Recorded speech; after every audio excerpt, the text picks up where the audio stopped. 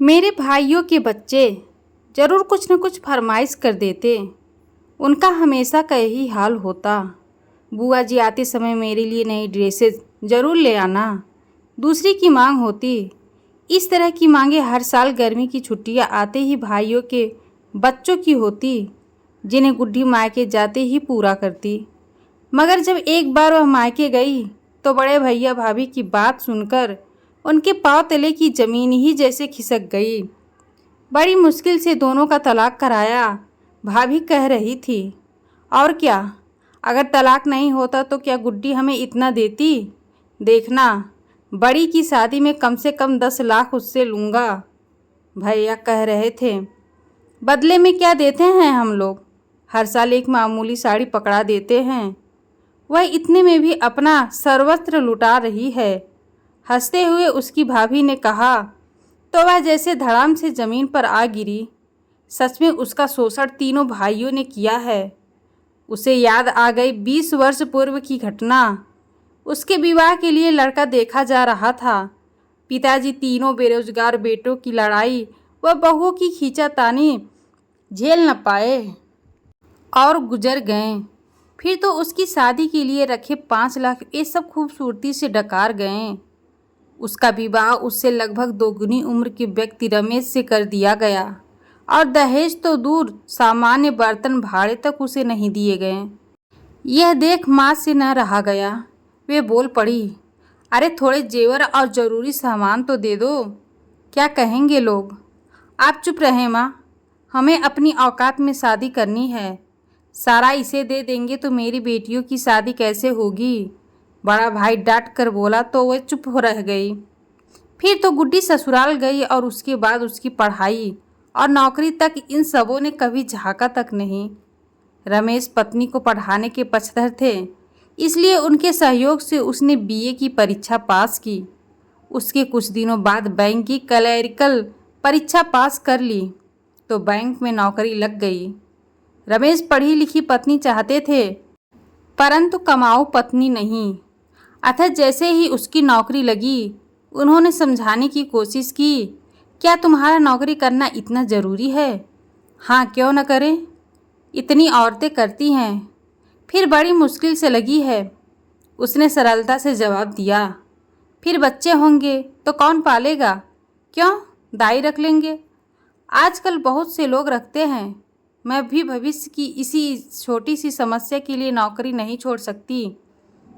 इस दो टूक जवाब पर रमेश कुछ नहीं बोले, पर उनका ज़मीर इस बात को स्वीकार न कर सका कि लोग उन्हें जोरू का गुलाम या जोरू की कमाई खाने वाला कहे। इधर उसके मायके के लोग उसकी नौकरी की खबर सुनते ही मधुमक्खी के समान आ चिपके। पति पत्नी की लड़ाई में हमेशा मायके वाले फ़ायदा उठाते हैं। यहाँ भी यही हुआ। मायके वालों के उकसाने पर वह तलाक का केस कर नौकरी पर चली गई। बाद में आपसी सहमति पर तलाक भी हो गया। इसके बाद इस दूध देती गाय का भरपूर शोषण सब ने किया। कभी बड़े भाई की लड़की का फॉर्म भरना है, तो कभी किसी की बीमारी में इलाज का खर्च, तो कभी कुछ और। ऐसा करके हर साल वे सब इससे अच्छी खासी रकम झपट लेते थे। उस वक्त गुड्डी का वेतन 30,000 था। उसमें सिर्फ 10,000 किराए के मकान में रहने, खाने पीने वगैरह में जाते थे। बाकी भाइयों की भेंट चढ़ जाता था। मगर उस दिन की भैया भाभी की बातचीत ने उसके मन को हिला कर रख दिया। उसके बाद वह 4 दिन की छुट्टियां लेकर किसी काम में मधुबनी गई थी, तो वहाँ संयोगवश उसके पति साइकिल पर फेरी लगाते दिख गए। एक यागत बना रखी है। औपचारिक पूछताछ के बाद उसने पहला प्रश्न किया, कुछ नहीं, बस जी रहे हैं। तुम कैसी हो? उन्होंने डबाई आँखों को संभालते हुए प्रश्न किया, मैं ठीक हूँ। आपकी पत्नी और बच्चे? उसका दूसरा प्रश्न था। पत्नी ने मुझे छोड़कर नौकरी का दामन थामा तो बिन पत्नी बच्चे कहाँ से होते हैं? उन्होंने ज़बरदस्ती हंसने का प्रयास करते हुए कहा, गांव में कौन कौन है? पिताजी का निधन तुम्हारे सामने हो गया था। तुम्हारे जाने के 1 साल बाद माँ गुजर गई और सभी भाइयों ने परिवार सहित दूसरे शहरों को ठिकाना बना लिया। उनका सीधा उत्तर था। और आप? इस प्रश्न पर वे थोड़ा सा कुचा गए। फिर बोले, मैं यहीं मधुबनी में रहता हूँ। सुबह से शाम ढले तक कारोबार में लगा रहता हूँ। सिर्फ रात में कमरे में रहता हूँ। मुझे अपने घर ले चलिए। कहकर वह ज़बरदस्ती उनके साथ उनके घर में आ गई। वहाँ एक पुरानी चारपाई, एक गैस स्टोव व ज़रूरत भर का थोड़ा सा सामान था। उसे बैठाकर वे सब्जी व ज़रूरी सामान की व्यवस्था करने गए। तब तक उसने सारे सामान जमा दिए। उनके लौटकर आते ही सब्जी रोटी बनाकर उन्हें खिलाई और खुद खाई। उस रात वह उनके बगल में लेटी तो उनके सिर पर उंगलियां फेरते उसने पूछा, आपने दूसरी शादी क्यों नहीं की? क्यों? क्या एक शादी काफ़ी नहीं है? जब पहली पति ने ही साथ नहीं दिया तो दूसरी की बात मैंने सोची ही नहीं। इस जवाब से वह टूट गई। दोनों रात में एक हो गए। आंसुओं ने नफरत के बांध को तोड़ दिया। अगले दिन चलते समय उसने कहा, आप मेरे साथ चलकर वहीं रहिए। ऐसा न जाने किस जोश में आकर बोल उठी थी, पर रमेश ने बात को संभाला। यह ठीक नहीं होगा, हम दोनों तलाकशुदा हैं। वैसी दशा में मेरा तुम्हारे साथ रहना। ठीक है, मैं दरभंगा में रहती हूँ, आप महीने में एक बार वहाँ आ सकते हैं। उसने पूछा, मिलने में कोई बुराई नहीं है। रमेश ने फिर बात को संभाला। फिर बस स्टैंड तक जाकर बस में बैठा आए और हाथ में 200 रख दिए। प्यार की भूखी गुड्डी इस व्यवहार से गदगद हो गई। दूसरी ओर अपने सगे भैया भाभी की कही बात उसे तोड़ रही थी। सच कड़वा होता है, मगर यह इतना कड़वा था कि इसे झेल पाना मुश्किल हो रहा था। उसके यही सब सोचते जब उसके मोबाइल की घंटी बजी तो वह वर्तमान में लौटी। क्यों इस बार छुट्टी में नहीं आ रही हो? उसके बड़े भैया का स्वर था। नहीं, इस बार आना नहीं हो सकता, उसने विनम्रता से जवाब दिया। क्यों, क्या हो गया? कुछ नहीं भैया, बस ज़रूरी काम निपटाने हैं। इस जवाब पर फ़ोन कट गया। इसके बाद वह कई महीने मायके तो नहीं गई, पर हर माह मधुबनी हो आती थी। रमेश उसे प्यार से घर लाते, उसका पूरा ध्यान रखते और भरपूर सुख देते। उनके साथ रात गुजारने में उसे असीम सुख मिलता था। वह इस प्यार से गदगद रहती। उसके जाते वक्त हर बार रमेश 100-200 या साड़ी हाथ में अवश्य रखते, फिर प्रेम से बस में चढ़ा आते। सबसे बड़ी बात यह है कि उन्होंने आज तक यह नहीं पूछा था कि अब वह किस पद पर है, वेतन कितना मिलता है। क्यों, आपको मेरे बारे में कुछ नहीं जानना? एक बार उसने पूछा था। जानता तो हूँ कि तुम बैंक में हो, उन्होंने सहज भाव से जवाब दिया।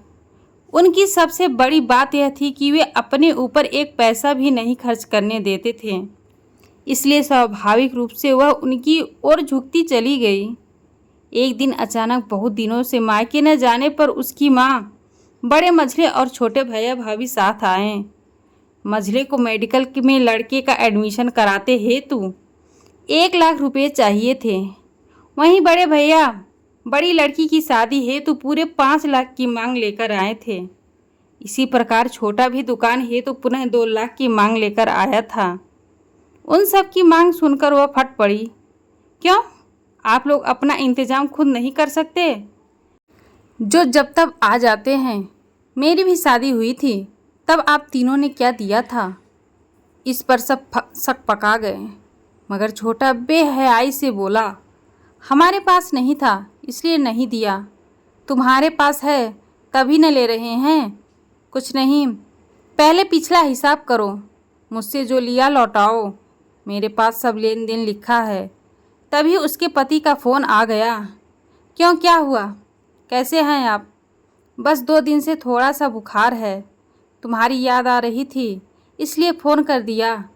पति का थका स्वर सुनकर वह तुरंत बोली, रात की बस पकड़कर मैं आ रही हूँ, आप चिंता न करें। फिर वह फ़ोन रखकर जल्दी जल्दी जाने का सामान पैक करने लगी। क्या हुआ, अचानक कहाँ चल दी? माँ ने घबरा कर पूछा। जा रही होंगी गुलछर्रे उड़ाने, मझला भाई बोला। सुनो, अपनी औकात में रहकर बोला करो।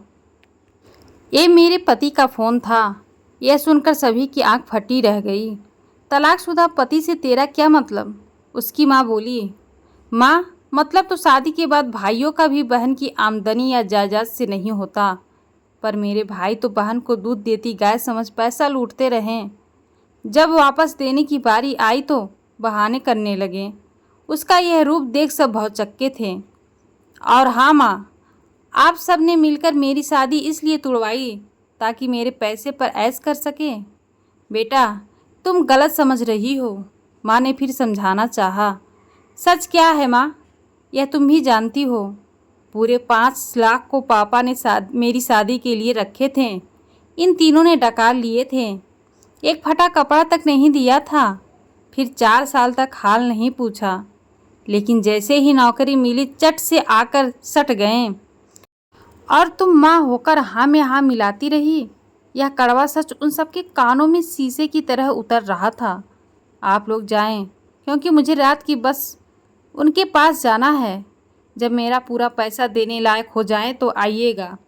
इतना कहकर वह तैयार होकर घर से निकली तो वे सब हाथ मलते ऐसे पछता रहे थे जैसे कारू का खजाना हाथ से निकल गया हो। और वह तेजी से बस स्टैंड की ओर बढ़ती जा रही थी। शायद उसे अब अच्छी तरह समझ आ गई थी कि मेरे पति के सिवा सब मेरे स्वार्थी हैं। अब उसे अपने पति की बहुत ज़्यादा फिक्र होने लगी थी। धन्यवाद।